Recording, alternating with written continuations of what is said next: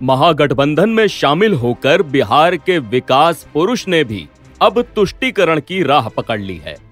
भेदभाव रहित राजनीति का दावा करने वाले नीतीश कुमार मुस्लिम पर्व पर छुट्टियों की बारिश कर रहे हैं, तो वहीं हिंदुओं के कई पर्वों पर छुट्टियों के लाले पड़ गए हैं। नीतीश कुमार और तेजस्वी यादव की सरकार की ओर से छुट्टियों का नया कैलेंडर जारी होते ही बीजेपी एग्रेसिव मोड में आ गई है। केंद्रीय मंत्री गिरिराज सिंह और अश्विनी चौबे ने मोर्चा संभाला है और नीतीश कुमार को तुष्टीकरण का सरदार कहकर संबोधित किया है, तो वहीं लालू यादव को मोहम्मद लालू यादव की उपाधि दे दी है। फिर नीतीश सरकार ने तीसरी बार तुगलकी फरमान जारी की है और मैं कहना चाहता हूं कि जिस तरह से हिंदुओं के छुट्टियों को शिवरात्रि जैसे महापर्व, जन्माष्टमी जैसा महापर्व, इन छुट्टियों को काट दिया गया है और ईद बकरीद की छुट्टी जो मुसलमानों में बढ़ा दी गई है।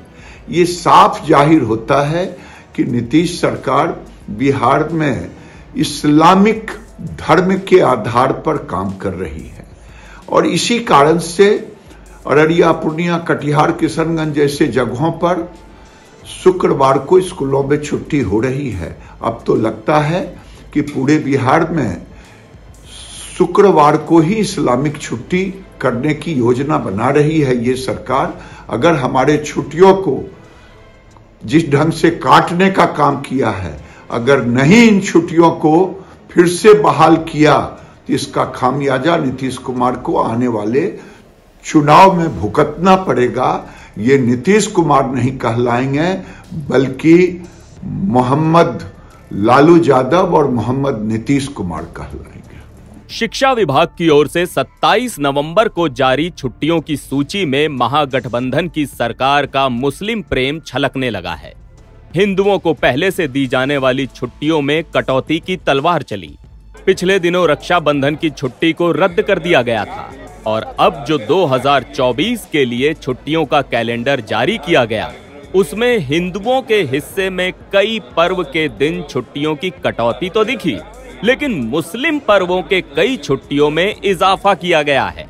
शिक्षा विभाग ने श्री कृष्ण और श्री राम तक को भुला दिया, मगर तुष्टीकरण की राजनीति करने वाली और अल्पसंख्यकों का ख्याल रखने वाली महागठबंधन की सरकार ने ईद पर 3 दिन, बकरीद पर 3 दिन, मुहर्रम पर 2 दिन की छुट्टी, लेकिन हिंदुओं के पर्व तीज, जितिया, रक्षाबंधन, जन्माष्टमी, रामनवमी, शिवरात्रि और बसंत पंचमी की छुट्टियां खत्म कर दी हैं। 1 मई मजदूर दिवस और 2 अक्टूबर गांधी जयंती की छुट्टी भी रद्द कर दी गई है। बिहार सरकार के इस फैसले पर सबसे पहले सुनिए केंद्रीय मंत्री अश्विनी चौबे ने क्या कहा। बाहरे तुष्टीकरण के सरदार बिहार के कुर्सी कुमार, एक बार फिर चाचा भतीजे की सरकार का हिंदू विरोधी चेहरा सामने आ गया। एक तरफ स्कूलों में मुस्लिम पर्व की छुट्टी बढ़ाई जा रही है, वहीं हिंदू त्योहारों की छुट्टियां खत्म की जा रही है। लानत है ऐसे वोट बैंक के लिए सनातन से, हिंदू धर्म से घृणा करने वाली सरकार की। केंद्रीय मंत्री गिरिराज सिंह भी महागठबंधन की सरकार पर बरस पड़े।